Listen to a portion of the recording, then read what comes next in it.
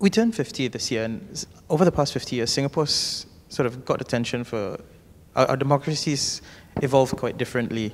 But over the years, we've seen calls for greater political diversity. How do you see this evolving over the next few decades? I think it must change. I'm not sure which way it will change. We are in a very unusual situation where there is a clear consensus for the ruling party, for the PAP. There is desire for alternative views, yes, but basically Singaporeans want the PAP to govern Singapore. And if you ask the opposition parties, whether it's the Workers' Party or SDP, nobody says, vote for me, I will form the government, I will be the Prime Minister, I will run this place better. Nobody. So in that situation, for the government to continue to maintain support and to be able to carry the consensus of the population over the long term, I think is very important. Will it remain the present situation exactly today? I don't think so. How will it change? I cannot say. It depends on voters.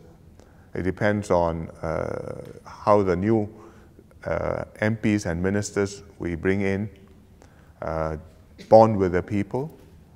It depends on what situations you run into. If you run into a turbulent situation, I think people will be very worried about the dangers and will flee to, there will be a flight to safety. If you are in a peaceful, prosperous environment, people say, well, this is the way the world is. Why do you need the government? We can prosper without the government. So there is no safety net. There is no certainty that what we have now is going to continue. And each election is a very serious contest for who is going to form the next government. Because I said we've got a majority nationwide that the people want this government, the PAP to run the government. But our nationwide is quite a flat landscape.